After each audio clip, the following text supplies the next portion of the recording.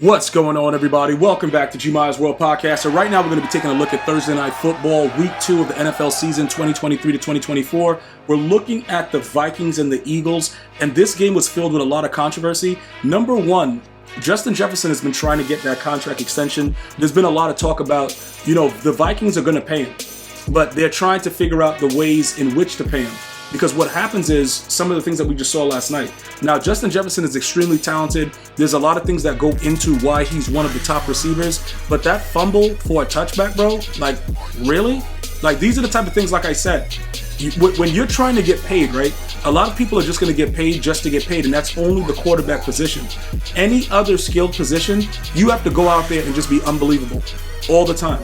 The quarterback is the number one position, and bums are going to get paid there, but they're going to make every excuse possible to not pay the skilled receivers, or the skilled running back, or the skilled cornerback, or the skilled linebacker, whatever it is. So you just can't do that. Also, we're going to talk about the tantrum that was thrown by A.J. Brown when he didn't think he was getting enough targets and stuff like that. Look, these are the things that happen in games when you have star receivers, but the Slim Reaper low-key was going crazy. Like, we're not going to act like we didn't see DeVonta Smith go wild. And DeVonta Smith, right, he just looks faster. He just looks better, in my opinion. Now, A.J. Brown is a dog, but when you see DeVonta Smith run, it's like, yo, this dude is gliding. On all of his touchdowns that he got, it's just like he's just burning dudes. Now, they were blown coverages, but it just seems like he's just fast. And it's something about that I think Jalen Hurts is like a little bit more going for the deep ball, even though, he's throwing in the double coverage and doing weird stuff. It got picked off. Like, bro, stop throwing in the double coverage like a savage. But just remember this, though. Everybody has to understand the big play is what's going to get wins. If you look at Patrick Mahomes and a lot of these other quarterbacks, we don't want to talk about Joe Burrow because week 1 was disgusting and the Browns beat the hell out of him. But usually they're going for the big plays, like, Burrow to Jamar Chase. Like, that's what you look for. We try to go back to that old school, Culpepper to Randy Moss type thing. Tom Brady to whoever, because he made a lot of star receivers while he's with the Patriots. But that's what I believe that Jalen Hurts is looking for. So as we break it down, the first half wasn't really a lot to, write home about. And then, the Eagles took off in the second half, started handling business. But I want to tell you this, right? The Eagles, like I told you guys at the beginning of the season, the Eagles are going to be the more dominant team. And I'm going to explain to you guys why. Like, a lot of you Cowboy fans, like, the Cowboys, the NFC East is going to still be run by the Eagles this season. And the reason is their offensive line is so damn good, it's ridiculous. And when you can just stay there, it was a couple of plays that Jalen Hurts had 9 seconds to throw the ball.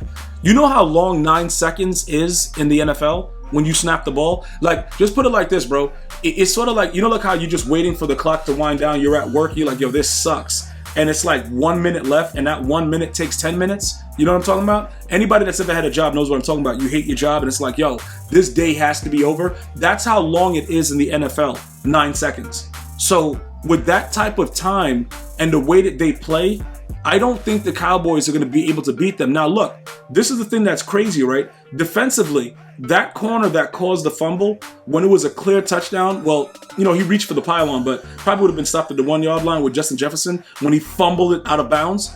Those are the kind of plays that the Eagles make consistently. Now, again, I don't care for the Eagles. Don't misconstrue what I'm saying. I have to be objective. The way that they play and the way that their team is, you cannot knock what they're going to be able to do. Now, when we look at the Vikings, right, everybody expected the Eagles to win the game. I think it was like something crazy, like 80% chance for them to win the game going into it at Lincoln Financial Field. So it wasn't a situation where we thought that the Vikings would, somehow do something. They're now 0-2. The Eagles are now 2-0. We expected that. Most of us did, right? But this is where it gets crazy. The Vikings are not really that bad. And Kirk Cousins made a lot of plays that either the receivers dropped or it was just weird things like that fumble. So it's not like they're just like garbage. You know what I'm saying? So that's kind of scaring me a little bit, because in the North, we got to see what the Vikings are going to be able to do. Because when everything rounds out, who's going to be the best team in the NFC? Go ahead, let me know. Tell me something. Write it in the comments if you're watching it on YouTube, or hit me up on Twitter at G-Miles World. This is something that is very, very interesting to me, because people seem to forget Jordan Love played very, very well week 1.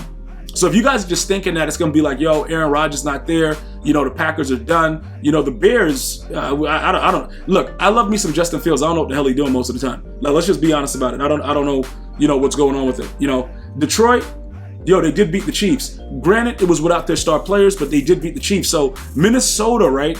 They're 0-2. Chicago's 0-1. Detroit is 1-0. Green Bay is 1-0. It's going to be very, very tough to kind of.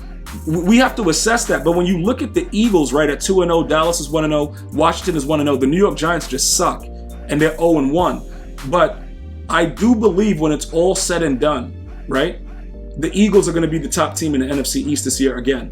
Because they just look more well-rounded. They just look like they're ready to go. No, I know it's going to be a lot of Dallas Cowboy fans. Yo, G, you hating? What's going on? I'm not hating. I'm just, look, I've been blessed with eyesight, and I don't take that for granted.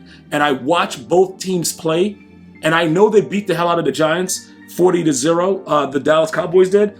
But the Giants are not good at football.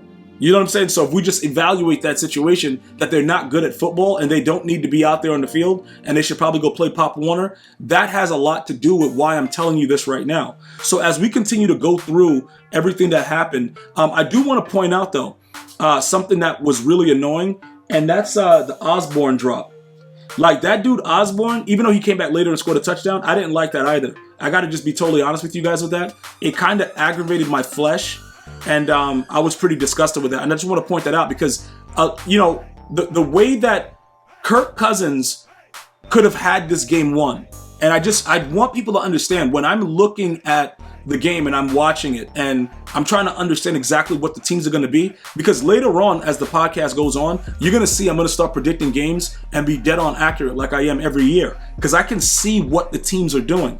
Osborne sucks, but then he was still able to make catch the ball later. But if he caught it on that same drive prior to that, it would have been a different game.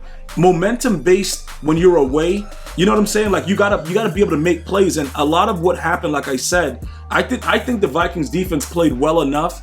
Even, sometimes it was like kind of weird where they weren't able to do anything.